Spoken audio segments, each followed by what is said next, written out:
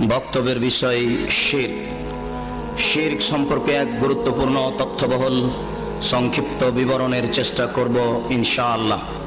মনে রাখা ভালো হবে, দুনিয়াতে দুইটি বড় পাপ রয়েছে যা দুনিয়াতেই মানুষের ক্ষতি করে। অন্যান্য পাপ দুনিয়াতে তেমন ক্ষতি করে না। তার একটি পাপের নাম হচ্ছে শিরক। শিরক করলে মানুষের অতীতের নেকি নষ্ট হয়ে যায়। শিরক করলে আল্লাহকে হেয় তুচ্ছ করা হয়। আর একটি পাপ হচ্ছে বিদআত। বিদআত করলে মানুষের সামনের ইবাদত কবুল হয় না। বিদআত করলে আল্লাহর নবীকে হেয় তুচ্ছ করা হয়। বিদআত করলে আল্লাহর নবীকে উপেক্ষা করে ইবাদত করা হয়, যার পরিণাম ভয়াবহ। শিরক সম্পর্কে মহান আল্লাহ বলেন, ইয়া বুনাইয়া লা তুশরিক বিল্লাহ ইন্নাশ শিরকা লাযুলমুন আযীম। লোকমান হাকিম তার ছেলেকে শিরকের ব্যাপারে সতর্ক করো তো বলেন, বৎস, তুমি আল্লাহর সাথে শিরক করো না। শিরক সবচেয়ে বড় পাপ। দুনিয়াতে যত পাপ রয়েছে তার সবচেয়ে বড় পাপ হচ্ছে শিরক। তিনি তার ছেলেকে শিরক থেকে বাঁচার জন্য সাবধান ও সতর্ক করছেন। মহান আল্লাহ অন্যত্রে বলেন, ইন্নাহু মান ইউশরিক বিল্লাহ ফাকাদ হারামাল্লাহু আলাইহিল জান্নাহ ওয়া মাওয়াহুন নার। নিশ্চয় যারা শিরক করে তাদের জন্য জান্নাত হারাম হয়ে যায়। শিরক করে যারা, তারা জান্নাতে প্রবেশ করার সুযোগ পাবে না। ওয়া মাওয়াহুন নার, তাদের জন্য জাহান্নাম হচ্ছে থাকার জায়গা, তাদের আশ্রয়স্থল হচ্ছে জাহান্নাম।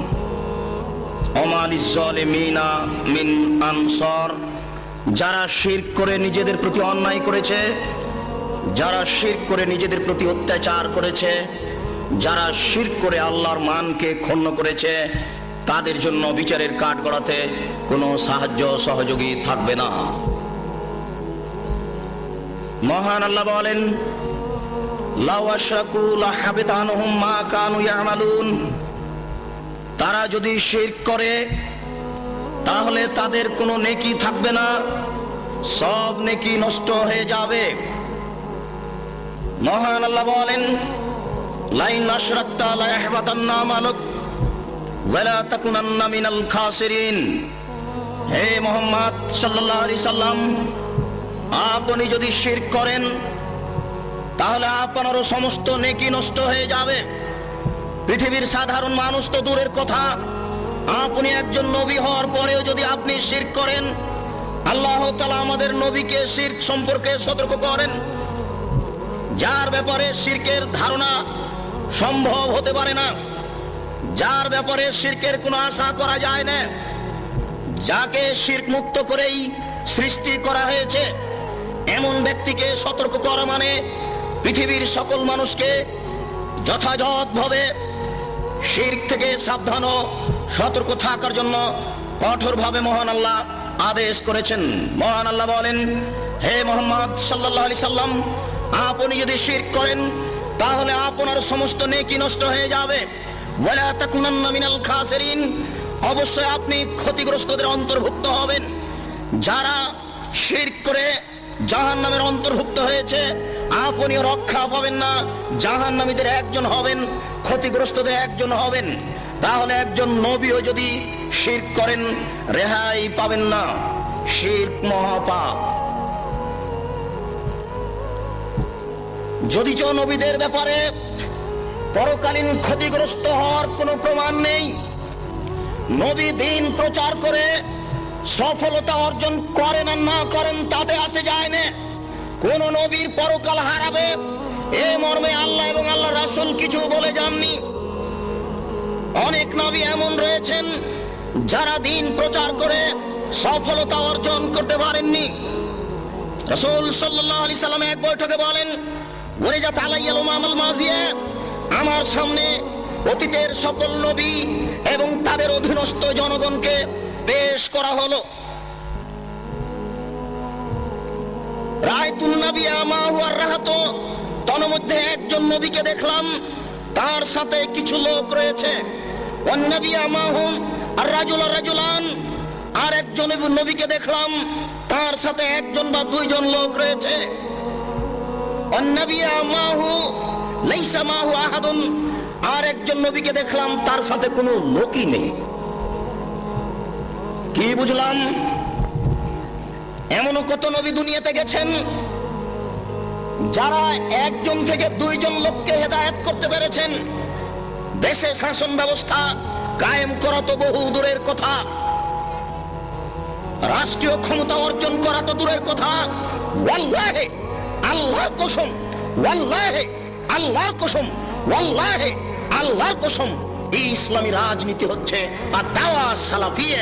অতীতের সাহাবী তাবেঈ যে দাওয়াত দিয়েছেন, মানুষকে শিরক থেকে ও বিদআত থেকে বাঁচতে বলেছেন, এটাই হচ্ছে রাজনীতি। এ ব্যতীত বিকল্প কোন রাজনীতিকে ইসলাম গ্রহণ করে না।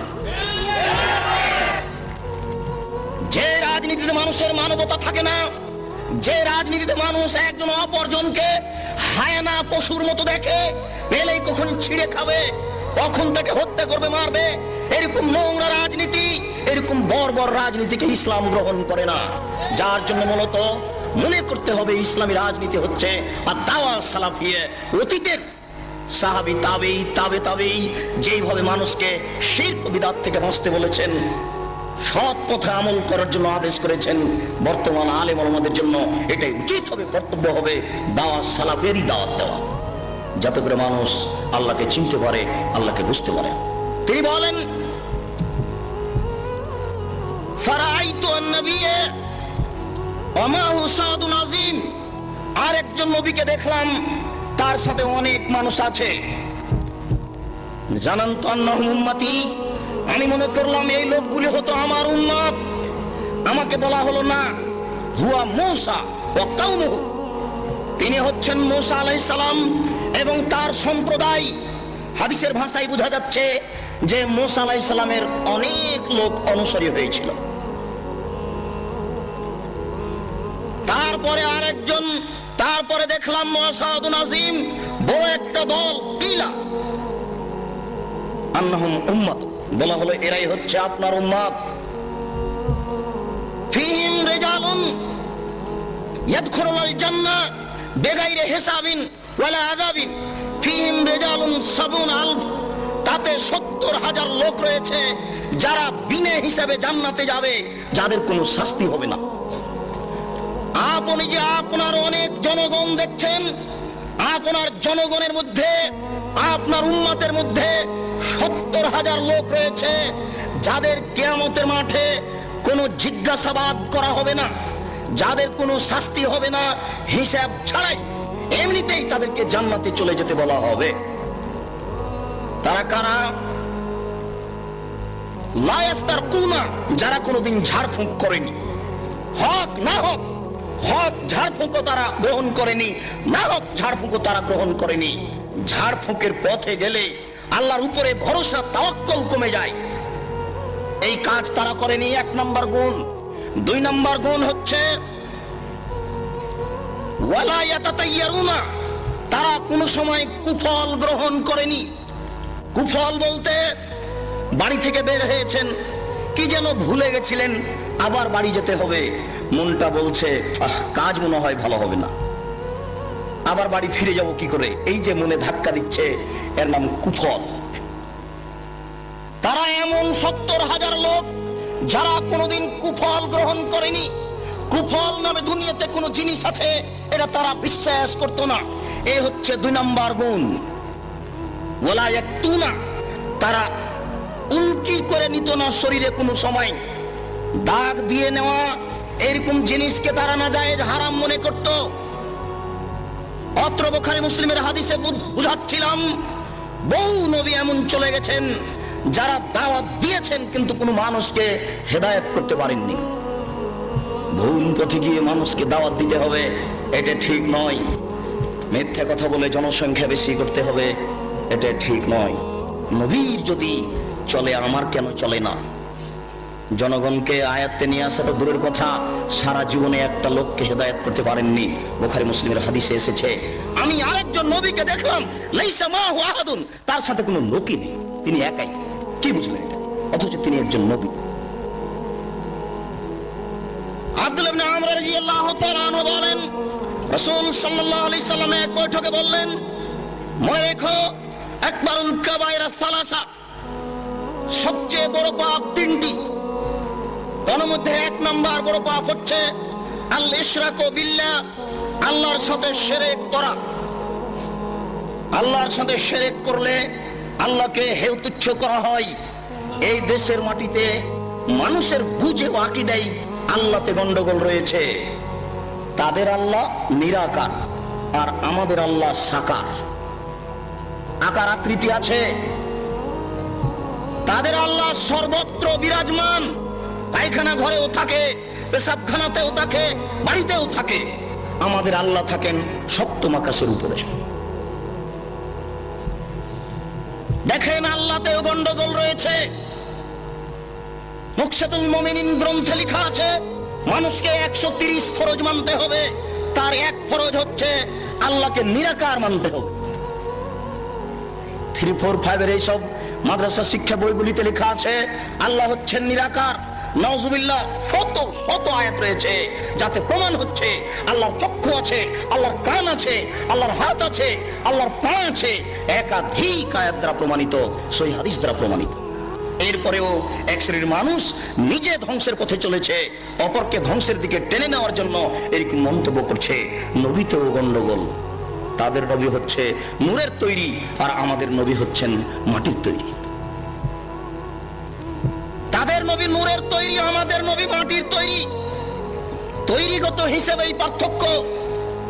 তাদের নবী মারা যাননি, জীবিত আছেন, আর আমাদের নবী মারা গেছেন। তারা তাদের নবী মারা গেছে কথা স্বীকার করে না। তাই তো তারা 12 রবিউল আউয়ালে যেখানে সেখানে ব্যানার দিয়ে বলে যে নবীজির আগমন, শুভেচ্ছা স্বাগতম।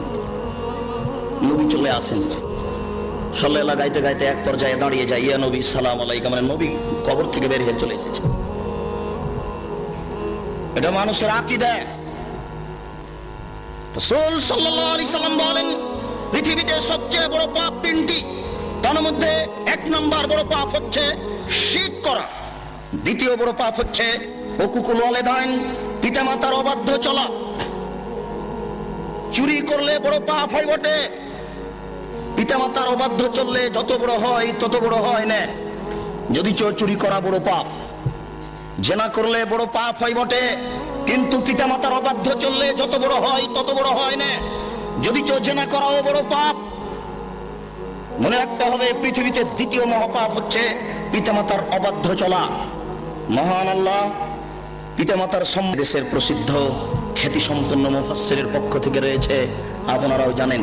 কথা প্রসঙ্গে পিতামাতার সেবামূলক কথাই মিথ্যে ঘটনাটি বলে সামনের দিকে আমি এগিয়ে যাচ্ছি। জনৈক মুফাসসির বলছিলেন, একদিন বাইজিদের মাতা গভীর রাতে পানি চাইলো। বাইজিদ দেখে বাড়িতে পানি নাই, দূরে পানি আনতে চলে গেল। পানি নিয়ে এসে দেখে মাতা ঘুমিয়ে গেছেন। বাইজিদ চিন্তা করে, এখন কি করি? আমি যদি গিলাস রেখে ঘুমিয়ে যাই, আমার মাতা যদি আবার রাতের কোনো অংশে পানি চান, আমি যদি নির্ধারিত সময়ে পানি দিতে না পারি, তাহলে আমি উপযুক্ত সন্তান হতে পারবো না। এই বলে বাইজিদ গিলাস হাতে করে মায়ের মাথার পাশে দাঁড়িয়ে থাকলো।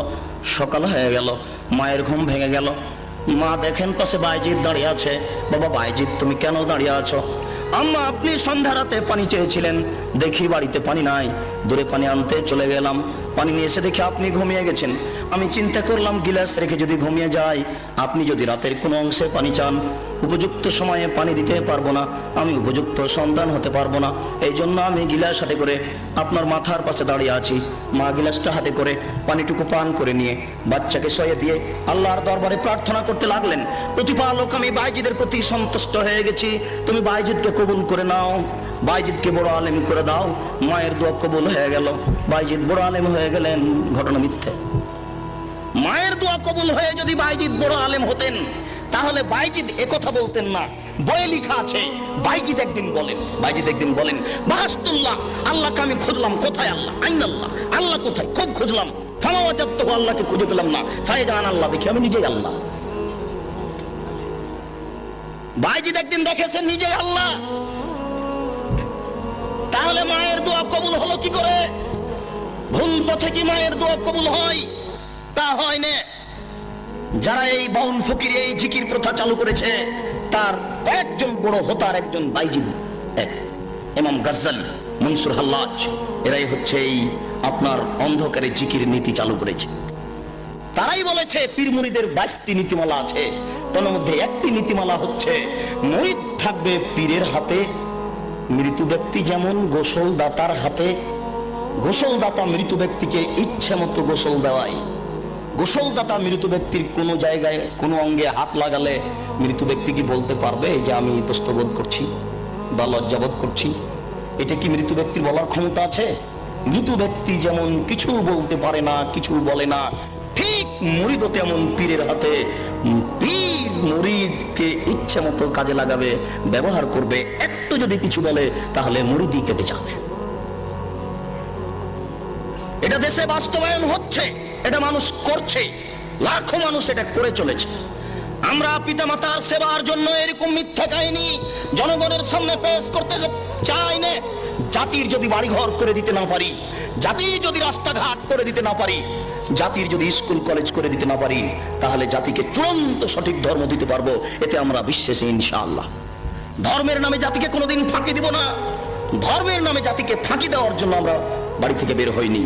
এই বিষয়ে আপনাদেরকে বিশ্বাস রাখার জন্য, আস্থাবান হওয়ার জন্য, আস্থাশীল হওয়ার জন্য অনুরোধ করছি। আপনারা আমাদের প্রতি অন্তত শরীয়তের ব্যাপারে যথাযথ বিশ্বাস রাখেন, সফলতা অর্জন করবেন ইনশাআল্লাহ। আমরা পিতামাতার সেবার জন্য ওইরকম কথা বলতে চাই যে 3 জন লোক রাস্তা থেকে বের হলো, রাস্তায় বের হলো, বৃষ্টি আসার কারণে 3 জন এক গর্তে আটকা পড়লো। গর্তের মুখের উপর একটা পাথর চলে আসলো, পাথর সরিয়ে তারা বের হতে পারবে না। ভালো কাজ আল্লাহর দরবারে পেশ করে বিপদ থেকে বাঁচা যায়। ভালো কাজ আল্লাহর দরবারে পেশ করে বিপদ থেকে রক্ষা পাওয়ার চেষ্টা করা যায়। 3 জনের গর্তে আটকা পড়লে 3 জনের একজন বলল, আল্লাহুম্মা লি ওয়ালিদাইনি শাইখানি কাবীরানি, প্রতিপালক আমার 2 জন অথর্ব অচল বৃদ্ধ পিতামাতা ছিলেন, তাদের চলার কোনো ক্ষমতা ছিল না। কুনতু আলাইহিম, আমি তাদের উপরে ছাগল চড়াতাম। সারাদিন ছাগল চড়িয়ে সন্ধ্যায় বাড়িতে এসে দুগ্ধ দহন করে আমার পিতামাতাকে আগে পান করাতাম, তারপরে আমার ছেলে মেয়েকে পান করাতাম। এটা আমার চিরাচরিত নীতি। কোন একদিন কাছে ঘাস পাইনি, যার কারণে দূরে চলে যাই। না তাই তো হাত্তাম সাইতো, আমি ঠিক মতো আসতে পারিনি। আস্তে আস্তে সন্ধ্যা হয়ে গেছে, দুধ দহন করে নিয়ে এসে দেখি আমার পিতামাতা ঘুমিয়ে গেছে। আমি গিলাস হাতে করে মাথার পাশে দাঁড়িয়ে থাকলাম। আক্রাহ মুখে জামা, আমি খারাপ মনে করছি তাদের ঘুম থেকে জাগাই কি করে। আমি এটাও খারাপ মনে করছি আমার পিতামাতাকে ছেড়ে দিয়ে আমার বাচ্চাদেরকে আগে দুধ পান করাই কি করে। এটা আমি কোনোদিন করিনি, এটা আমার নীতির উল্টা। তাই আমি গিলাস হাতে করে আমার পিতামাতার মাথার পাশে দাঁড়িয়ে থাকলাম। ওয়াতা জাগাউনা ইনদা কাদামাইয়া, আমার 2 পায়ের নিচে আমার ছেলেরা চিৎকার করতে থাকলো, আব্বা সারাদিন থেকে কিছু খায়নি, আমাদের খাওয়ার পান করার ব্যবস্থা করুন, আমরা খুব ক্ষুধার্ত। আপনার ছেলে যদি একটু চিৎকার করে উঠে, লাফ দিয়ে ওখানে গিয়ে কোলে তুলে বলেন, আম্মু কি হলো, আব্বু কি হলো। দেখেছেন ছেলে মেয়ে পায়ের নিচে চিৎকার করছে। তিনি বলছেন, দাবি ও দাবু হাত্তা তালাল ফজর, প্রতিপালক আমি বিপদে পড়ে তোমার দরবারে বলছি। আমি ওই পিতামাতার মাথার পাশে গিলাস নিয়ে যখন দাঁড়িয়ে থাকি, ওই সময় আমার ছেলে মেয়েরা চিৎকার করছিল, তারা চিৎকার করতে থেকেছে, আমি গিলাস নিয়ে দাঁড়িয়ে থেকেছি। থাকতে থাকতে সকাল হয়ে গেছে। ফাইন কুনতা তাআলাম, তুমি যদি মনে করো ইন্নী ফালতু যালিকা লিবতাগি ওয়াজহিকা, আমি এই কাজটা করেছি একমাত্র তোমাকে সন্তুষ্ট করার জন্য, আমি তোমার সন্তুষ্টি অর্জনের জন্য এই কাজ করেছি।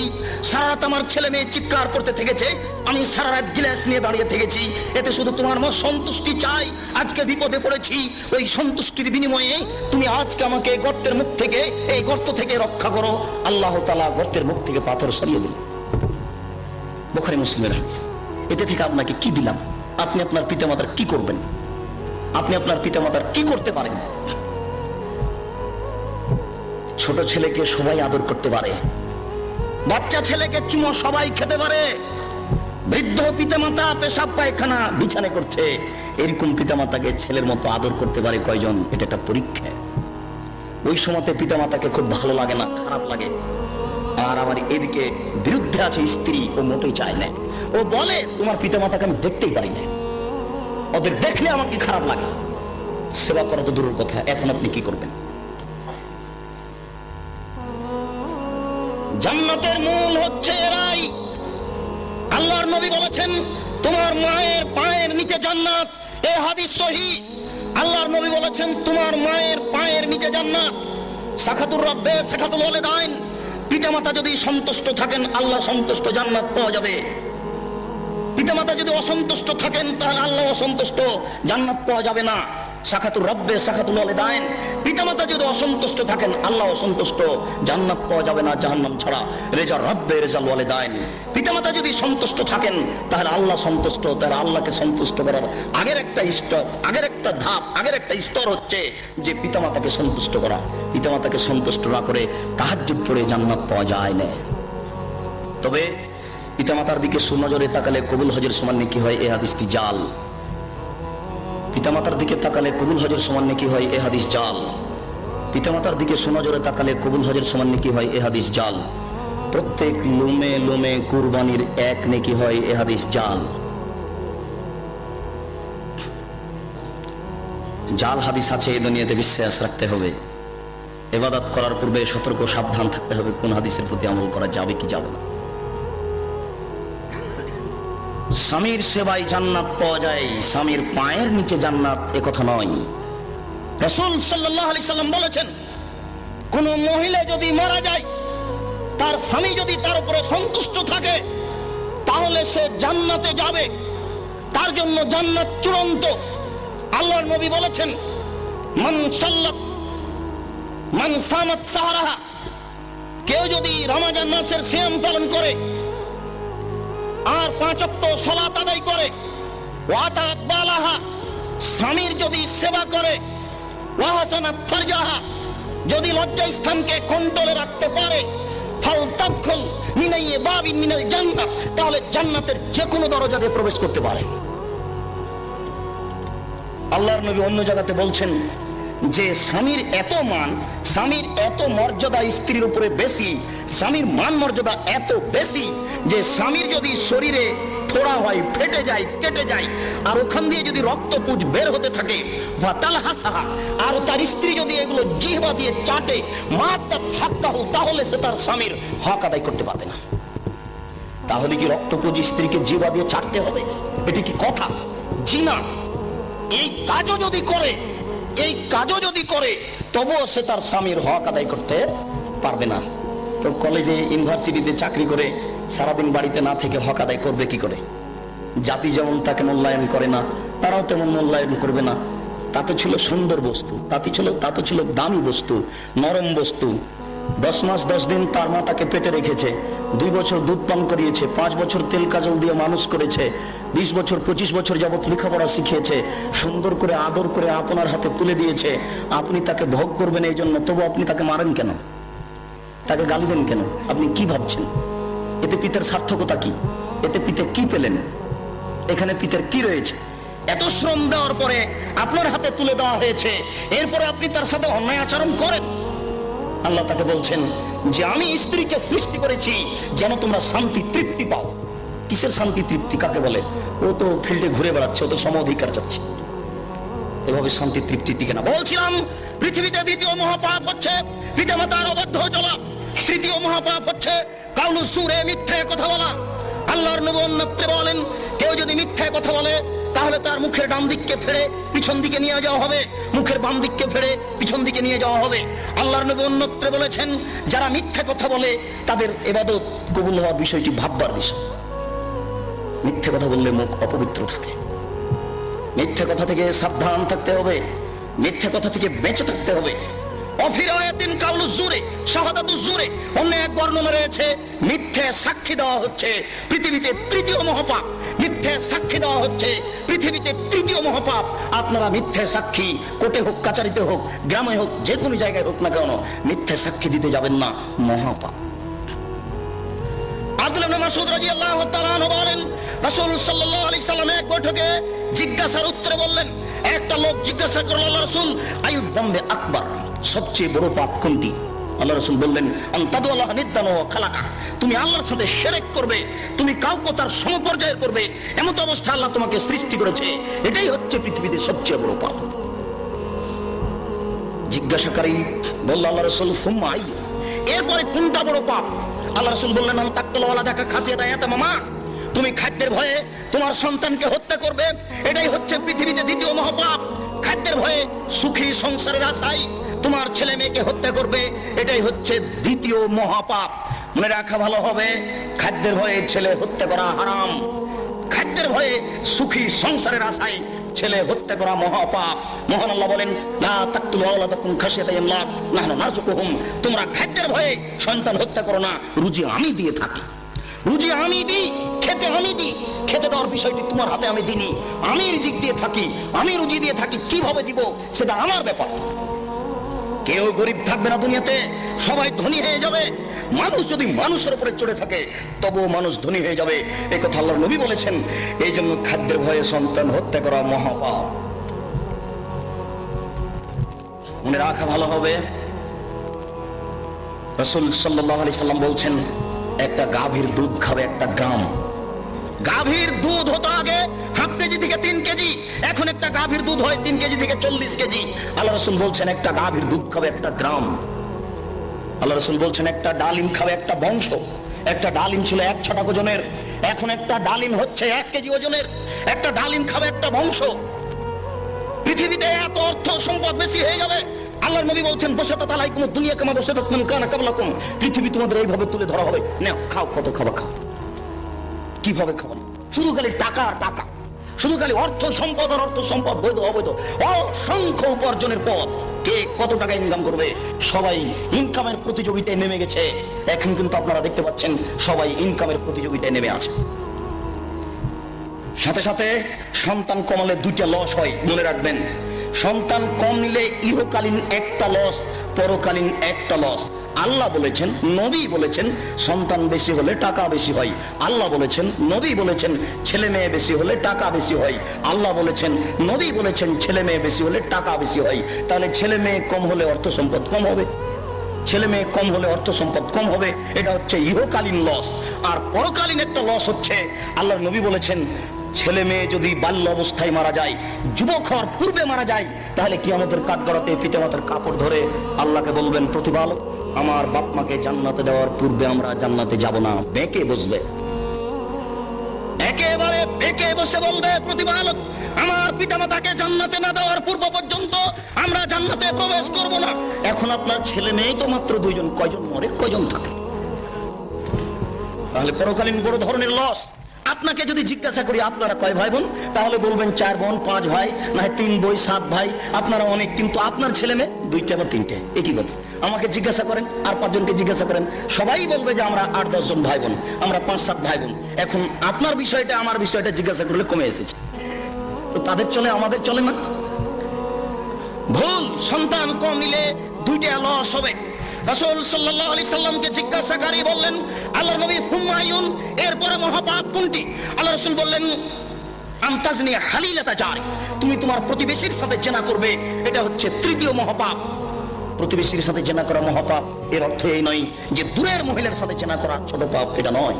প্রতিবেশীর সাথে জেনা করলে ডবল পাপ হয়, প্রতিবেশীর সাথে জেনা করলে ডবল পাপ হয়। প্রতিবেশী মানে মহিলার স্বামী সৌদি আরব চাকরি করতে গেছে, কথার কথা, তাহলে ওই মহিলা ও আপনার আমানতে আছে, আপনি তার বাজার করে দিবেন, রাস্তাঘাটে কোনো সুবিধা অসুবিধা দেখবেন, সমস্যা দূর করার চেষ্টা করবেন, কেননা ও আপনার আমানতে আছে। এই সুযোগে আপনি তার সাথে জেনা করলেন, তাহলে এক হলো আমানতের খেয়ানত, আর এক হলো জেনা, ডবল 2টা পাপ বড় বড় জমা হয়ে গেছে। এই জন্য আল্লাহ রাসূল বলছেন, প্রতিবেশীর সাথে জেনা করা 3য় মহাপাপ। এমনিতে জেনা মহাপাপ। তিনি বলেন, আল বিক্র বিল বিক্রে জিলদু মিয়া ওয়া তাকরিবুস সানা, অবিবাহিত ছেলে মেয়ে যদি জেনা করে তাহলে তাকে 100 লাঠি পিটিয়ে 1 বছরের জন্য এলাকা থেকে তাড়িয়ে দিতে হবে। রাসূল সাল্লাল্লাহু আলাইহি সাল্লাম বলেন, আস্তাইবু বিসাইব আর রাজমু, বিবাহিত নারী পুরুষ যদি জেনা করে তাহলে তাকে ঢেল দিয়ে পাথর দিয়ে দুনিয়া থেকে মেরে ফেলতে হবে, তার বেঁচে থাকার কোনো সুযোগ নাই। হাদিসের অনেক অংশের একটু ছোট অংশ, যাতে আমরা তুমি গ্রামে দিয়ে গ্রামের সম্প্রদায়ের একজন মহিলা রাসূলের নিকট আসলো, এসে বলছে আল্লাহ রাসূল তাহেরনি, আমাকে পবিত্র করেন। আল্লাহ রাসূল বলেন ইরজাই, তুমি বাড়ি ফিরে যাও, আস্তাগফিরুল্লাহ, আল্লাহ নিকটে ক্ষমা চাও, ও তুবি ইলাইহি, তুমি তওবা করো, তোমার পাপ ক্ষমা হয়ে যাবে। তখন মহিলা বলে আতুরাতে দুনি কামার আদাত্তা মাইজ ইবনে মালিক, যেভাবে আপনি মাইজ ইবনে মালিককে ফিরিয়ে দিয়েছিলেন ওইভাবে কি আমাকে ফিরিয়ে দিতে চাচ্ছেন? অন্না হুবলা মিনাজ জিনা, আমার পেট উঁচু হয়েছে, অবৈধ সন্তানে, দয়া করে আমার বিচার করে দেন। আল্লাহ রাসূল একটু থেমে বলছেন ঠিক আছে, ইরজাই হাত্তা তালিদি, তুমি বাড়ি চলে যাও, যেদিন তোমার বাচ্চা হবে সেই দিন আসিও তোমার বিচার করে দিব। মহিলা এভাবে বাড়িতে চলে গেল।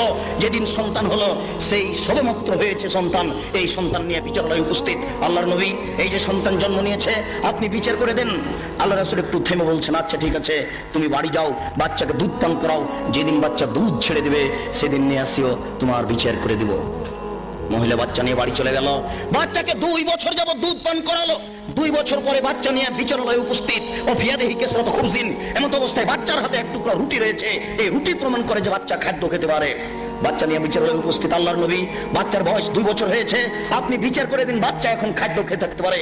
বাচ্চার আল্লাহ রাসূল হাতে নিয়ে একজন মুসলমানের হাতে সমর্পণ করলেন এবং বললেন ইযহাবু বিহা আহফিরুল্লাহ লা সাদরিহা ফারজিমুহা, সঙ্গী সাথী তোমরা একে মাঠে নিয়ে যাও, মাঠে নিয়ে গিয়ে গর্ত করে বুক পর্যন্ত পুঁতে দাও, এরপরে চতুর্দিক থেকে ঢেল ইট পাথর মেরে মেরে দুনিয়া থেকে বিদায় করে দাও। সাহাবীরা বলছেন রাসূলের আদেশ অনুপাতে আমরা তাকে মাঠে নিয়ে গেলাম, মাঠে নিয়ে গিয়ে একটা গর্ত খুঁড়লাম, গর্ত খুঁড়ে বুক পর্যন্ত পুঁতে দিয়ে চতুর্দিক থেকে ঢেল পাথর মারতে লাগলাম। খালিদ বিন ওয়ালিদ বলেন আমি একটা তার মুখের উপরে পাথর মারলাম, ফাতানাজ্জাহ দামালাহ খালিদ, পাথরটা মুখের উপরে লেগে মুখ ফেটে রক্ত ছিটে এসে খালিদের গায়ে লাগলো। ফাসবাহা, খালিদ তাকে গালি দিয়ে বসলেন। আল্লাহ রাসূল বলছেন মাহলেনা খালিদ, খালিদ থামো, একে গালি দিও না, লাকা তাবাত লাউ তাবাস সাইবু মাকসিন লা গফিরা লাহু, পাপী যদি এরকম তওবা করে তাহলে তার পাপকে ক্ষমা করা হবে। মহিলা এত বড় তওবা করেছে, মহিলা এত তওবা করেছে, মহিলা এত একনিষ্ঠভাবে ভয় ভীতি নিয়ে আল্লাহর দরবারে ক্ষমা চেয়েছে, এরকম ক্ষমা যদি বড় থেকে বড় পাপী চাই তবুও তাকে ক্ষমা করা হবে। আল্লাহর নবী বুঝতে পেরেছিলেন মহিলার ক্ষমা হয়ে গেছে, আল্লাহর নবী বুঝতে পেরেছিলেন মহিলা অনুতপ্ত হয়েছে, এরপরেও বিচার রক্ষা হলো না, এরপরেও বিচার রক্ষা হয়নি। অন্যায় প্রকাশ হয়ে গেলে তার বিচার হবেই চূড়ান্ত। যদি জেনা ঘরে ঘরে হচ্ছে, জেনা মানুষের কাছে কোনো বড় ব্যাপার নয়। বলছিলাম পৃথিবীতে 3য় মহাপাপ হচ্ছে প্রতিবেশীর সাথে অন্যায় ভাবে জেনা করা। রাসূল সাল্লাল্লাহু আলাইহি সাল্লাম বলেন আল্লাহ তাআলা এক বৈঠকে বললেন, আল্লাহ তাআলা কোন এক পর্যায়ে বললেন ইবনে আদম লা আতাইতানি বিকুরাবিল আরজি খাতায়া সুম্মা লাকিতানি লা তুশরিক বিশাই লা আতাইতুকা বিকুরাবিহা মাগফিরাতান। আদম সন্তান নারী পুরুষ তোমরা যদি বিচারের কাঠগড়াতে আকাশ জমিন পরিমাণ পাপ নিয়ে উপস্থিত হও, আকাশ জমিনের মধ্যে যে ফাঁকা রয়েছে এই পরিমাণ পাপ নিয়ে যদি উপস্থিত হও আর যদি শিরক না করে থাকো, আমি আল্লাহ তোমাদের সমস্ত পাপকে ক্ষমা করে দিব। তুমি একদিন বলছিলাম যে ইন্না লিল্লাহি মিয়া রাহমা, আল্লাহর নিকটে রয়েছে 100টি দয়া, আল্লাহর নিকটে ছিল 100টি দয়া। আনজালা মিনহা রাহমাতান ওয়াহিদা, তোর মধ্যে একটি দয়া আল্লাহ ভাগ করে দিয়েছেন বাইনাল জিন্নে ওয়াল ইনসে ওয়াল বাহাইম ওয়াল হাওয়ামে, চতুষ্পদ প্রাণীর মাঝে, মানুষের মাঝে, জিনের মাঝে, হিংস্র প্রাণীর মাঝে, সকলের মাঝে একটি দয়া আল্লাহ ভাগ করে দিয়েছেন। একটি দয়ার ভিত্তিতে এটা তাফুনা, মানুষ পরস্পরে ভালোবাসা দেখায়, গাভী তার বাচ্চাকে জিহ্বা দিয়ে চাটে, মানুষ তার বাচ্চাকে চুমো খায়, মুরগি তার বাচ্চাকে আদর করে ডাকে।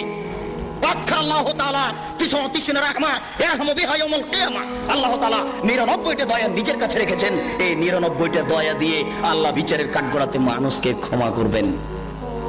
আল্লাহ কত বড় দয়াবান! আল্লাহর দয়াকে আদম করে না, আদম সন্তান আল্লাহর দয়ার 5 পয়সা দাম দেয় না। ওমর রাদিয়াল্লাহু তাআলা আনহু বলেন একদা আল্লাহ রাসূলের নিকটে একদল বন্দী মানুষ আসলো। বন্দী মানুষের মধ্যে একজন মহিলা ছিল। মহিলা এমন ছিল মনে হচ্ছে যেন তাহাল্লাবু সাদিয়াহা তাসা, মহিলা ছুটাছুটি করছে তার বাচ্চার জন্য, তার স্তনে দুধ বেশি হয়ে গেছে, দুধ বাচ্চা খায়নি, মনে হচ্ছে যেন দুধ স্তন থেকে বয়ে পড়ে। এমত অবস্থায় মহিলা তার বাচ্চাকে পেয়ে নিল, ফাখাজাতু, পেয়ে তাকে ধরে নিল, ওয়াল সাকাতু বিবাতনিহা, ধরে তাকে পেটের সাথে জড়িয়ে নিল, ওয়ারজাতু, তার বাচ্চাকে দুধ পান করালো। আল্লাহ রাসূল সাহাবীদেরকে বলছেন মা তারাও না, স্বামী সাথী তোমরা বলো তো হাল তাতরাহু ওয়ালাদাহা ফিন্নারে, এই মহিলা কি তার বাচ্চাকে আগুনে নিক্ষেপ করতে পারে? সাহাবীরা বললেন জি না, এই মহিলা বাচ্চাকে আগুনে নিক্ষেপ করতে পারে না। আল্লাহ রাসূল বলছেন আল্লাহু আরহামু আলাল ইবাদ মিন হাযিহি আলা ওয়ালাদিহা, এই মহিলা তার বাচ্চার উপরে যত দয়াবান, এই মহিলা তার বাচ্চার উপরে যত দয়াবান, মহান আল্লাহ তার বান্দাদের উপরে এর চেয়ে অনেক অনেক বেশি দয়াবান। তাই আল্লাহ তাআলা বলছেন, বিচারের কাঠ গড়াতে তোমরা যদি শিরক ছাড়া অন্যান্য পাপ নিয়ে উপস্থিত হও তাহলে আমি ক্ষমা করে দিব। অন্য এক বর্ণনা রয়েছে, যেদিন জাহান্নামীরা জাহান্নামে চলে যাবে, জান্নাতীরা যখন জান্নাতে চলে যাবে, এরপরে মহান আল্লাহ জাহান্নামে তিনবার অঞ্জলি দিয়ে 3 অঞ্জলি মানুষকে জাহান্নাম থেকে বের করে জান্নাতে দিয়ে দেবেন। তার বিশেষ দয়া, 3 অঞ্জলি মানুষ জাহান্নাম থেকে বের করে জান্নাতে দিয়ে দিবেন। তাই তো ডক্টর শহীদুল্লাহ আর মৌলানা আব্দুল্লাহিল কাফি আল কুরাইশির মধ্যে একবার তর্ক বিতর্ক হয়েছিল। ডক্টর শহীদুল্লাহ বলেছিলেন, আল্লাহর অঞ্জলি কি ছোট? সমস্ত মানুষ তো অঞ্জলিতে উঠে যেতে পারে, ফেরাউনও উঠে যেতে পারে। মৌলানা আব্দুল্লাহিল কাফি আল কুরাইশি বলেছিলেন, জি না, ঈমান থাকে না যার, অঞ্জলিতে আসার সুযোগ হবে না তার। ঈমান থাকে না যার, অঞ্জলিতে আসার সুযোগ হবে না তার। বলছিলাম, মহান আল্লাহ কিয়ামতের মাঠেও মানুষের প্রতি দয়া করবেন। 3 অঞ্জলি মানুষ জাহান্নাম থেকে বের করে জান্নাতে দিয়ে দিবেন। মহান আল্লাহ অন্যত্র বলেন, ইন্নাল্লাহা ইয়াগফিরু আন ইউশরাকা বিহি ওয়া ইয়াগফিরু মা দুনা যালিকা লিমান ইয়াশা। শিরক ছাড়া যত পাপ রয়েছে সমস্ত পাপ ক্ষমা করা হবে, শিরকের পাপ ক্ষমা করা হবে না। শিরক মহাপাপ, শিরক বড় পাপ। শিরক করলে আল্লাহকে অপমান করা হয়, শিরক করলে আল্লাহকে হেয় তুচ্ছ করা হয়, শিরক করলে অতীতের নেকি নষ্ট হয়ে যায়। কয়েকটি শিরক রাসূলুল্লাহ সাল্লাল্লাহু আলাইহি সাল্লাম ফিয়াদ রাজুলিন হালকা, একদা আল্লাহর নবী এক লোকের হাতে দেখলেন তামার বালা। তামার বালা দেখে আল্লাহ রাসূল বললেন, মা হাযিহি, কি তোমার হাতে তামার বালা কেন? লোকটি বলল, হাযিহি মিনাল ওয়াহিনা, আমার শরীরে দুর্বলতা রয়েছে, আমি দুর্বল মানুষ, এটাকে দূরে করার জন্য তামার বালা ব্যবহার করি। আল্লাহ রাসূল বললেন, ইনজিহা, তুমি একে খুলে ফেলো, লা তাজিদুকা ইল্লা ওয়াহানান। এই তামার বালা তোমার গায়ে থাকলে, হাতে থাকলে তোমার রোগী বেশি হবে, তুমি আরোগ্য লাভ করতে পারবে না। শোনো, লাউ মুত্তাওয়াহি আলাইকা মাফলাতে ইয়াউমুল কিয়ামা, এই তামার বালা যদি তোমার হাতে থেকে যায় আর তুমি যদি মারা যাও তাহলে কিয়ামতের মাঠে তুমি রক্ষা পাবে না, তোমাকে জাহান্নাম যেতে হবে। এই মাইকের আওয়াজ যত দূর পর্যন্ত যাচ্ছে, সকল মুসলিম ভাই ও বোনকে বলছি, আপনার হাতে যদি কারো এরকম তামার বালা থাকে, সৌদি আরব থেকে হাজী সাহেবেরা ঘড়ির মতো বালা যদি নিয়ে এসে দেখে দিয়ে থাকে, রোগ ভালো হবে বলে তাকে এই মুহূর্তেই খুলে ফেলুন। রাতে মারা গেলে মুসলমান হয়ে মারা যাবেন, থাকা অবস্থায় মারা গেলে মুশরিক হয়ে মারা যাবেন। আল্লাহকে অপমান করে জান্নাত লাভ করা যায় না। আল্লাহকে ছোট করে, খাটো করে, হেয় তুচ্ছ করে জান্নাত লাভ করা যায় না। সাবধান থাকুন। রাসূল সাল্লাল্লাহু আলাইহি ওয়াসাল্লাম এক বৈঠকে বললেন, ইন্নার রুকা ওয়াত তামাইমাত ওয়ালা শিরকুন, নিশ্চয় ঝাড়ফুঁক করা শিরক, গলায় তাবিজ ঝোলানো শিরক, স্বামী স্ত্রীর মধ্যে ভালোবাসা সৃষ্টি করার যে কোনো কৌশল শিরক। কোরআন মাজিদের আয়াত দিয়ে ঝাড়ফুঁক করা যায়, হাদিসের দোয়া পড়ে ঝাড়ফুঁক করা যায়। আজ হতে আপনারা যদি কোনো জায়গাতে কারো কাছে তেল পানি পড়ে নেন, তাহলে আগে জিজ্ঞাসা করবেন, মুন্সি সাহেব, মৌলভী সাহেব, আপনি যে আমাকে তেল পড়ে দিবেন, পানি পড়ে দিবেন, কি বলবেন? যদি উনি হাদিসের দোয়া পড়েন, কোরআন মাজিদের আয়াত পড়েন, তাহলে আপনি পানি পড়ে নিতে পারেন, অন্যথা আপনিও মুশরিক, সেও মুশরিক, পরকাল হারিয়ে যাবে। রাসূল সাল্লাল্লাহু আলাইহি সাল্লাম বললেন, গলায় তাবিজ ঝোলানো শিরক, মান তাআল্লাকা তামিমা ফাকাদ আশরাকা, কেউ যদি তাবিজ ঝোলায় তাহলে ও শিরক করলো। যে কোনো তাবিজ, যে কোনো মাদুলি, কোরআন মাজিদের আয়াত লিখে তাবিজ ঝুলালে ডবল অন্যায় হয়। কোরআন মাজিদ কারো গলায় ঝুলে পায়খানায় যাওয়ার জন্য আসেনি, গলায় ঝুলে পেশাবখানায় যাওয়ার জন্য আসেনি। যে কোনো অন্যায় করবে কোরআন মাজিদের আয়াত গলায় করে, এটা নয়। এদেশের কোরআন মাজিদের প্রথমে দেখবেন কতগুলি নকশা করা আছে, এই নকশার তাবিজ ঝুলালে এই হয়। এদেশে যারা কোরআন ছাপাচ্ছে, এরকম আকীদা যারা রাখে, এরাও মুশরিক। এই পাতাগুলি ছিঁড়ে ফেলতে হবে। এরকম কোরআন ছাপায় যারা, তাদের বিরুদ্ধে যতদূর শক্তি প্রয়োগ করা সম্ভব তা করার জন্য চেষ্টা করতে হবে। এরা জাতিকে ধ্বংস করছে, আপনাদের ধ্বংস করছে, মুসলমানকে ধ্বংস করছে এক মিথ্যে কৌশলে, শিরক করে, শিরক করিয়ে। বায়ের সাথে পাগড়ি বেঁধে যদি কোরআন মাজিদের আয়াত দিয়ে জুব্বা পরে, আল খাল্লা পরে যদি তাবিজ লিখে দেয়, তবুও তা শিরক হবে। সাবধান থাকবেন। রাসূল সাল্লাল্লাহু আলাইহি সাল্লাম বলেন, মান আতারাফান ফাসালাহু ফাসাদাকা বিমা কালা লাম তুকবাল লাহু সালাতান 40 লাইলা। কেউ যদি কোন গণকের কাছে যায়, তারপর গণককে কিছু জিজ্ঞাসা করে, আমার টাকা হারিয়ে গেছে দেখেন তো, বা এই জিনিস হয়েছে একটু দেখেন তো, তার বলা কথাকে যদি বিশ্বাস করে, আল্লাহর নবী বলেছেন 40 দিন তার ইবাদত কবুল হবে না, 40 দিন তার সালাত কবুল হবে না। গণকের কাছে যায় যে যারা তারা মুশরিক। আল্লাহ রাসূল বলছেন মানা আতা আরাফান ফাসালাহু, কেউ যদি গণকের কাছে আসে, এরকম লোকের কাছে আসে, ভাগ্য পরীক্ষা করে, তার হারিয়ে যাওয়া জিনিসকে জানতে চাই, তাহলে কোরআন মাজিদকে অস্বীকার করলো, মুহাম্মদ সাল্লাল্লাহু আলাইহি সাল্লামকে নাকচ করে দিল, ওই জন্য নবীকে অস্বীকার করলো, কোরআন মাজিদকে অস্বীকার করলো। মহা পাপী, বড় পাপী যারা এরকম করে, যারা গণকের কাছে যায়, তারা বড় মুশরিক। সাবধান থাকতে হবে। রাসূল সাল্লাল্লাহু আলাইহি সাল্লাম বললেন মান হালাফা লিগাইরিল্লাহ ফাকাদ আশরাকা, কেউ যদি আল্লাহ ব্যতীত অন্যের নামে কসম খায় তাহলে শিরক করলো। কেউ যদি আল্লাহ ব্যতীত অন্যের নামে কসম খায় তাহলে শিরক করলো। কেউ যদি দুই চোখের কসম খায় তাহলেও সে মুশরিক। কেউ যদি মায়ের কসম খায় তাহলেও সে মুশরিক। মায়ের কসম খাওয়া যায় না, কোরআন মাজিদে হাত রেখে কসম খাওয়া যায় না, মসজিদে ঢুকে কসম খাওয়া যায় না, ছেলের মাথায় হাত রেখে কসম খাওয়া যায় না, ছেলের মাথায় হাত রেখে কসম খাওয়া শিরক। এইভাবে হাত চালিয়ে ভাগ্য পরীক্ষা করা শিরক। টিয়া পাখির মাধ্যমে ভাগ্য পরীক্ষা করা শিরক। হাতের দাগ দেখে ভাগ্যের কথা বলা শিরক। রাত্রে ঘরের আবর্জনা ঝাড়ু দিয়ে বাইরে নিক্ষেপ করা যায় না, এই মন্তব্য শিরক। রাত্রে গাছের ফল পড়া যায় না, এই ধারণা শিরক। রাত্রে মানুষকে বাকি দোকানের জিনিস বাকি বিক্রয় করা যায় না, দেওয়া যায় না, এই ধারণা শিরক। রাত্রে মানুষকে জিনিস কর্জ দেওয়া যায় না, এই ধারণা শিরক। সকালে সকালে দোকানের জিনিস বাকি বিক্রয় করা যায় না, এই ধারণা করা শিরক। অপবিত্র অবস্থায় ঘর ঝাড়ু দেওয়া যায় না। আপনার স্ত্রী, আপনার বৌমা অপবিত্র অবস্থায় ফরজ গোসল না করে ভাত রান্না করতে পারে না, ঘর ঝাড়ু দিতে পারে না, এগুলি ধারণা করা শিরক। আপনার স্ত্রী, আপনার বৌমা অপবিত্র অবস্থায় ফরজ গোসল না করে সব কিছু করতে পারে, ঘর ঝাড়ু দিতে পারে, ভাত রান্না করতে পারে, ভাতের পাতিল থেকে ভাত বের করতে পারে, মানুষকে খাবার দিতে পারে, পারে না নামাজ পড়তে, সালাত আদায় করতে, পারে না কোরআন তেলাওয়াত করতে, এ ব্যতীত যা কাজ আছে সবকিছু করতে পারে। দিনাজপুরের জনৈক হেডমাস্টার আমাকে বলছেন, আব্দুল রাজ্জাক সাহেব, একটা গোপন জিজ্ঞাসা আপনার কাছে করছি, মনে কিছু নিয়েন না। আমরা অপবিত্র অবস্থায় রাত্রে ঘুম থেকে উঠে বা বিছানা থেকে উঠে হাতে রুমাল জড়াই। হাতে রুমাল জড়ানোর পরে ওই যে দরজাতে যে খিল আছে, বন্ধ করা আছে খিল, ওটা বুঝেন কি? ওই খিলটা হাতে গামছা জড়ানো অবস্থায় খুলি, কেননা এ হাত যদি কাঠের সাথে লেগে যায় তাহলে কাঠ অভিশাপ করবে। একজন হেডমাস্টারের কি আকীদা, তারপরে বললেন এই যে বাড়ির বাহির পর্যন্ত স্যান্ডেল পর্যন্ত চকি থেকে নিয়ে এখানে চটছালা বিছিয়ে রেখেছি, অপবিত্র অবস্থায় যদি পা মাটিতে রেখে দিই তাহলে মাটি অভিশাপ করবে, এই জন্য বিছান থেকে স্যান্ডেল পর্যন্ত চটছালা বিছিয়ে রেখেছি, চটছালার উপর দিয়ে গিয়ে স্যান্ডেল করব। একজন মাস্টারের আকীদা এরূপ। এই দেশে এরকম আকীদা চলে। গরুকে লাথি মারা যায় না, এই ধারণা শিরক। ধানের উপর দিয়ে জুতা পায়ে দিয়ে হাঁটা যায় না, এই ধারণা শিরক। হাত থেকে গ্লাস পড়ে গেলে কুটুম্ব আসতে পারে, এই ধারণা শিরক। ঘরের উপরে কাক ডাকছে কেউ আসতে পারে, এই ধারণা শিরক। তুলসীর গাছ উঠিয়ে ফেললে বা তুলসীর গাছ ভেঙে ফেললে বা তাতে লাথি মারলে ক্ষতি হতে পারে, এই ধারণা শিরক। এমন দুনিয়াতে কাজ ও কর্ম আছে যেগুলি করলে এই হতে পারে, এই হতে পারে, এরকম নামে যত মন্তব্য আছে এইগুলি সব শিরকের অন্তর্ভুক্ত। সাবধান থাকুন। রাসূল সাল্লাল্লাহু আলাইহি সাল্লামের ভাষায় বোঝা যাচ্ছে ছবি ও মূর্তি হচ্ছে শিরকের উৎস। আল্লাহ রাসূলের কথাই বোঝা যাচ্ছে ছবি ও মূর্তি হচ্ছে শিরকের উৎস। আলী রাদিয়াল্লাহু তাআলা আনহু বলেন, রাসূল সাল্লাল্লাহু আলাইহি ওয়াসাল্লাম এক বৈঠকে বললেন, আলী লা তাদু তিমসালান ইল্লা তামাসতাহু ওয়ালা কাবরান মুশরিফান ইল্লা শাওয়াইতাহু। আলী তুমি ছাড়বে না কোনো উঁচু কবর, সবকে ভেঙে সামান করে দাও। আলী তুমি ছাড়বে না কোনো ছবি মূর্তি, সবকে ভেঙে খান খান করে দাও, চৌচির করে দাও। বাড়িতে যে নেতা নেত্রীর ছবি ঝুলে রেখেছেন এরকম ছবিকে সম্মান করা শিরক। পিতামাতার যে ছবি আপনি বাড়িতে ঝুলে রেখেছেন এরকম ছবিকে সম্মান করা শিরক, ছবিকে মূল্যায়ন করা শিরক। আপনার ছেলে মেয়ের পাসপোর্ট সাইজের ছবি রেখে, আপনার ছেলে মেয়ের লেখাপড়ার জন্য পরীক্ষা দেওয়ার জন্য পাসপোর্ট সাইজের ছবি রেখে বাড়িতে যত ছবি আছে অ্যালবামের সমস্ত ছবির মুখের উপরে লাথি মেরে সবকে ছিঁড়ে চৌচির করে দিতে হবে, পানিতে আগুনে পুড়িয়ে দিতে হবে, পানিতে ফেলে দিতে হবে। একে মূল্যায়ন করা যাবে না। 1971 সাল থেকে নিয়ে আজ পর্যন্ত দেশের মাটিতে যত মূর্তি তৈরি করা হয়েছে সমস্ত মূর্তিকে ভেঙে খান খান করে দিতে হবে, চৌচির করতে হবে।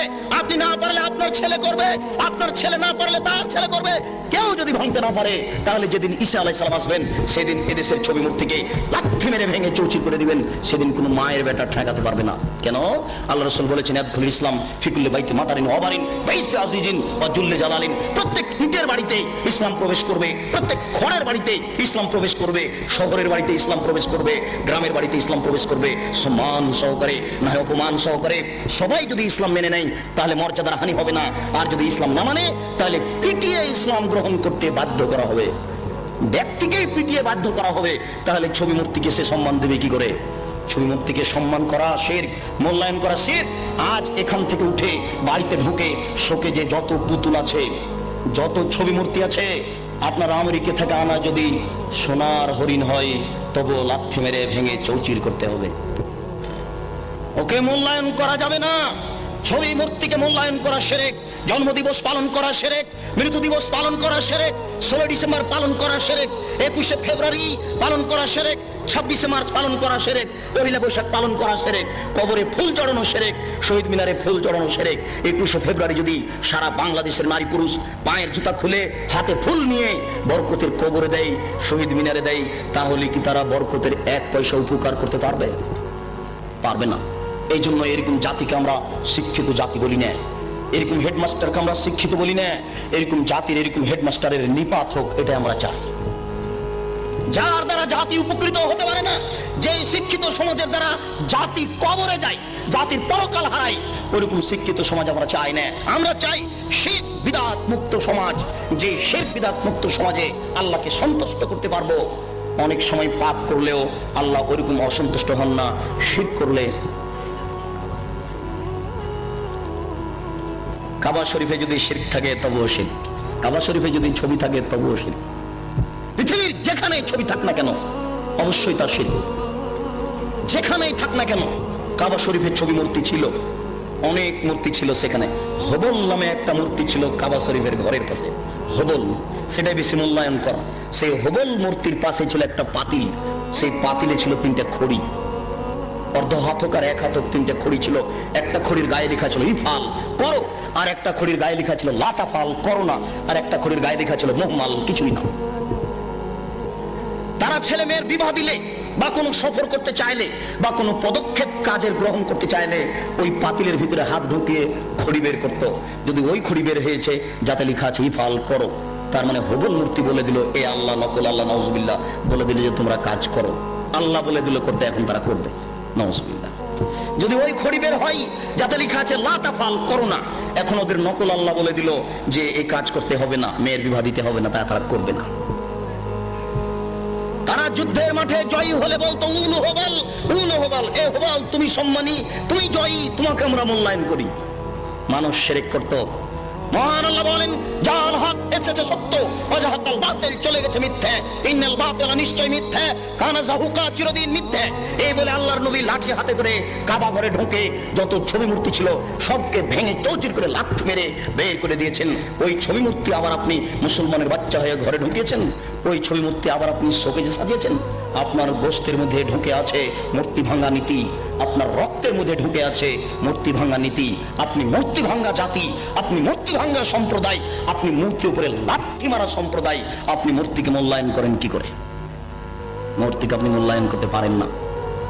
পরের অংশটুকুর সংক্ষিপ্ত কথা, রাসূল সাল্লাল্লাহু আলাইহি সাল্লাম এক বৈঠকে বলেন, লানাল্লাহু মান আওয়া মুহদাসান, কেউ যদি বিদআতকে আশ্রয় দেয় তাহলে তার উপরে অভিশাপ।